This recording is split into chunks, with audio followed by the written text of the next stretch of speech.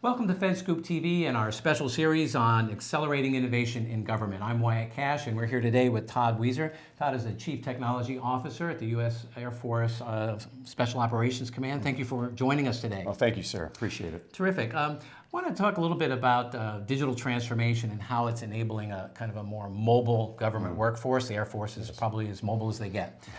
So tell us a little about what your agency's biggest priority is in providing mobile solutions to your workforce and really to foster productivity. So as a part of the greater Air Force and U.S. Special Operations Command, we have the air mission, and a part of that is really the ability to do tactical missions and operational level missions at a mobile. So our focus tends to be on how we take the combat warfighter capabilities and make those mobile, things that you might have heard of as Android Assault Kit, Battlefield Airman Kits. These are all things that leverage mobile technology in a new way, which really becomes a challenge. You've got the standard enterprise model for mobile. This actually amps that up a game, and it requires a little more integration. So mobile is the future. It's where we're going. We just got to dive in more detail and in a greater capacity to do multiple integrations with different systems. Terrific.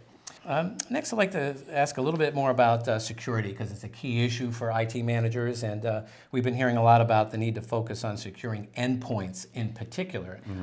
So I'd like to ask, how is your agency prioritizing security investments to the mission's edge, and also still helping the users be able to be productive?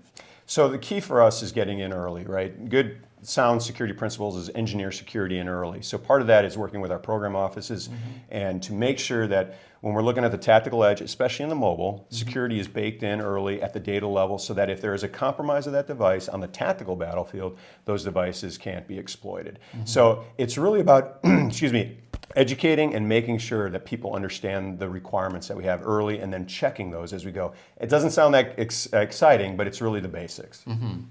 Next, I'd like to talk a little about the potential for virtual reality technology for training as we look at the new workforce coming in. And how is your agency using simulations, virtual reality, and immersive technologies? And kind of where do you see that going over the next 12 to 18 months for more interactive applications with employees? So we've already gotten our feet wet into this. We've actually started some experimentations and actually some low rate production of some virtual and augmented reality capabilities for the mobile user as well as in our unit operation centers. The key for that right now is to see where that's going, and then we plan to really leverage what's called our enterprise training system, and that takes that to a whole new level. The goal is to do that to get that more of a pipeline creativity, I should say that pipeline of creating that type of content within the next 12 to 18 months roughly. Well, it sounds like it has a lot of exciting potential. It does, it does. It's pretty exciting actually. Yeah. And lastly, we've talked about a couple of innovations today, mobility, security, immersive technologies.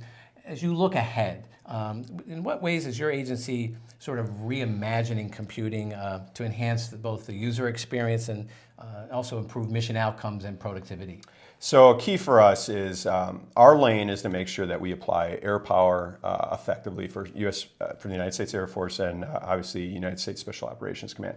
For that really relies on making sure we're leveraging IT that the commercial world offers and the defense markets offer that we can employ into those aircraft. So what really I'm getting at is we're trying to take a lot of commercial benefits and advances that have been made by many different companies, get that into the aircraft, and then through machine learning, artificial intelligence, the ability to what we call mission network our aircraft and assets, we're able to make keyer decisions faster and be more effective and agile on the battlefield. Well, Todd, thanks so much for sharing some of your insights on that. Really appreciate your joining us today. Thank you. Terrific. Look for more of our coverage on innovating in government at fedscoop.com. I'm Wyatt Cash. Thanks for watching.